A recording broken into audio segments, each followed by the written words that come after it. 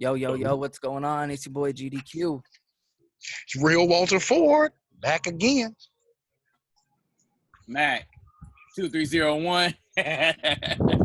Yeah. Activated podcast interview day 2. Walter's in the mall somewhere. It's weird, but But we here. We doing it. Yeah, but we back at it again with our next guest, man. I'm gonna give you his name, but he gonna let y'all know what the wave is. We got Sham Blak in the building, man. So we appreciate you. My God. What's happening? What's happening, man? It's your boy Sham Blak. And first and foremost, before we even get to talking about anything, we're gonna start off with saying fuck Donald Trump. Right? Like Yeah, right. You my guy already, bro. We just started. I just put you 5 seconds ago. I'm cool with that. Right. Now, this for you. Okay, yeah. Okay, so I'm Sham Blak, man. I'm the CEO of Waves in the Tide. I'm one half of Black Flame. I'm a 17th of Spooky Gang. I'm a third of Sport Squad. My Spooky's in the building. And we holding it down, man. We living life and we making it through this coronavirus. Ooh. What you been doing to keep pass the time during the Rona, bro? Oh man, shit. Staying creative, staying on top of it, just keeping the mind active. I feel it, man. Yeah, bro. Yeah, that's what we all been on. Yeah, man. So put me on game, man. Put me on. Help me catch a wave. What's this wave movement? Okay. So it started in about 2016, man. I was in Iraq. I'm a veteran and I was in the Army. And me and my homeboys we was watching Paid in Full, just on some real East Coast stuff, and everybody's saying B and all this other stuff, right? We just really getting to the money, but we started just saying wavy, kind of like after Max B and everybody, we just was like, oh, that's wavy, this and that. And then I kind of took it a little further and was like, I'm on my boogie board, just mean I'm in my own lane doing my own thing. And so that's how it came about. I got out the military. I got some dope people in the business right now. Shout out to my big bro, The Element, with the BU movement, be yourself. I wanted to do my thing too. I tapped in with a couple of the homies, California Money, shout out to Rashad. He plugged me in, and then I came up with my own wave, created my own wave. That's what's up. So what exactly, what does the wave entail? Like what all does wave entail, big dog? Because it sounds like a whole big movement thing, because you know. Yeah, so my idea for the future is to make it, a bigger movement. It was basically, we're gonna be like, like coming to the city, grab the inner city kids and try to explore the marine life. Get the kids out there surfing.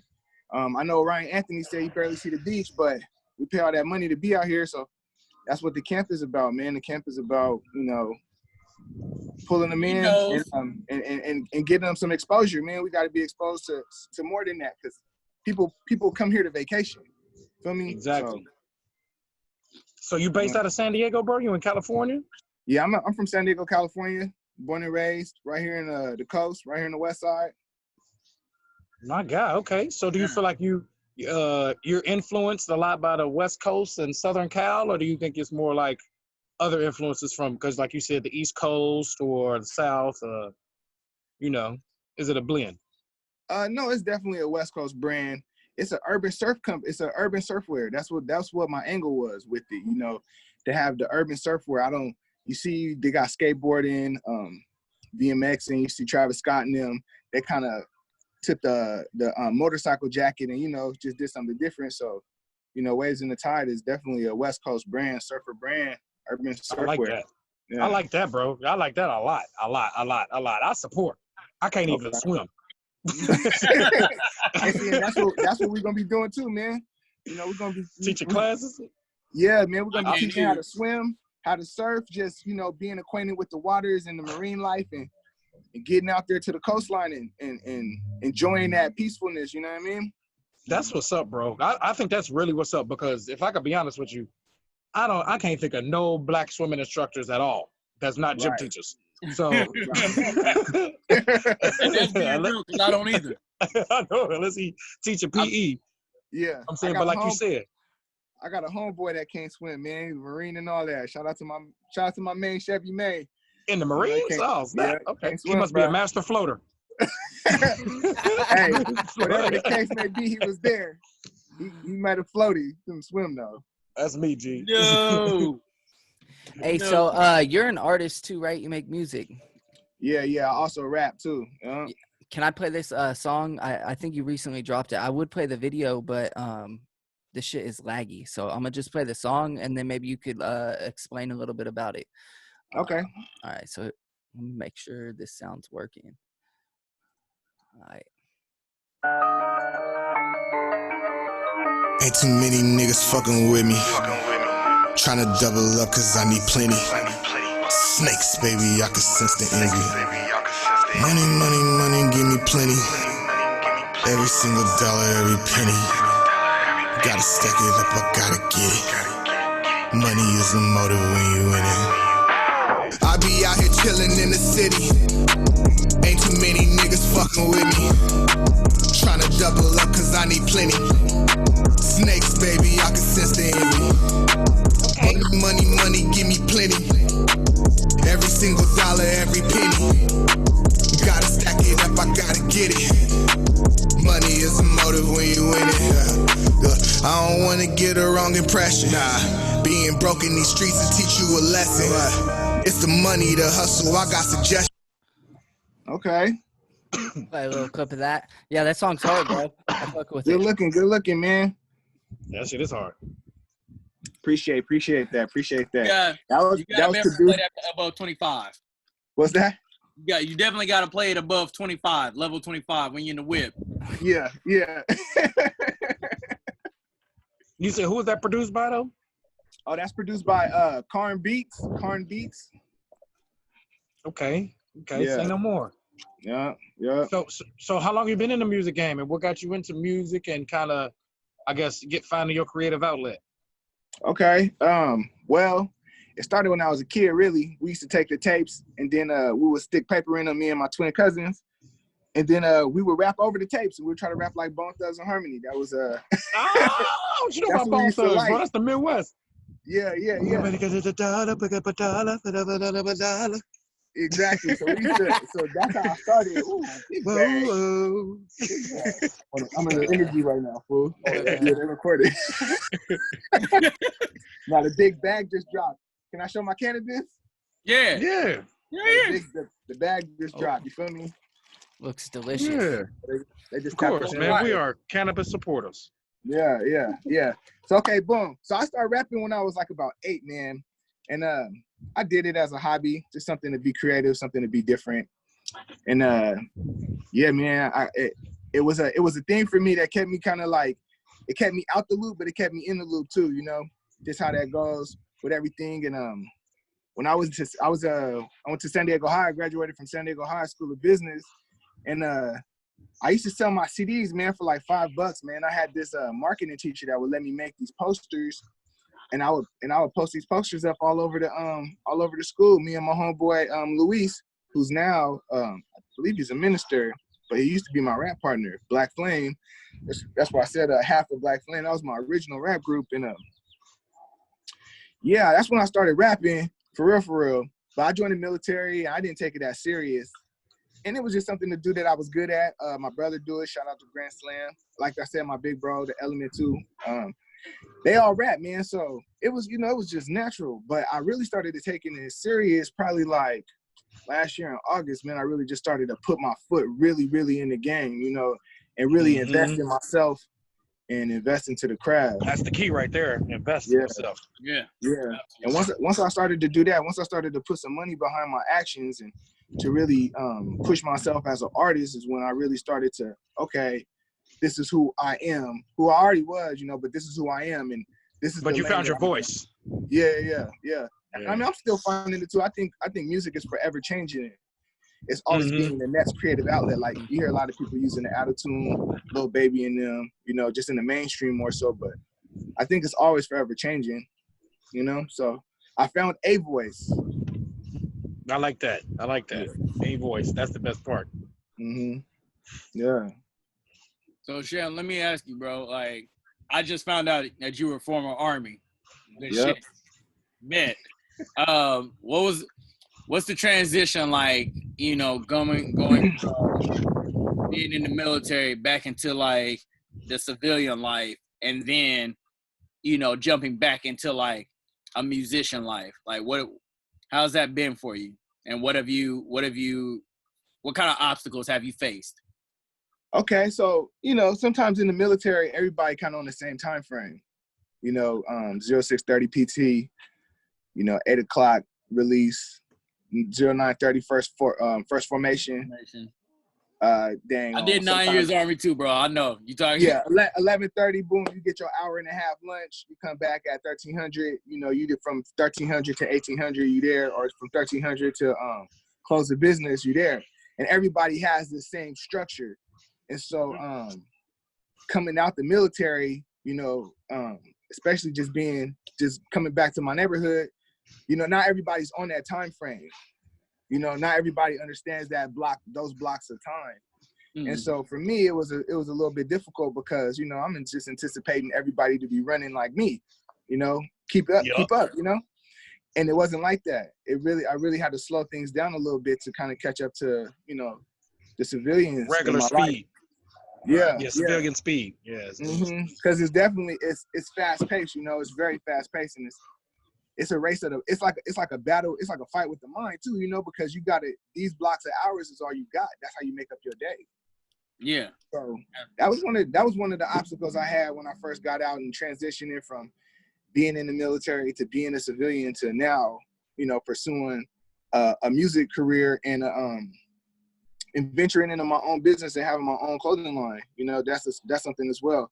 That's an obstacle, is the time frame. Is the way that the business gets handled and op orders, the way the missions is passed down and the information is passed down and passed up is not really the same. There's really no chain of command. There is no S1 where you can just go be like, hey, what's the information? Where do I go? Yeah. And somebody point you in the right direction. You don't have, there's not departments of like, hey, how do I get this social media to crack? Hey, how do I get streams?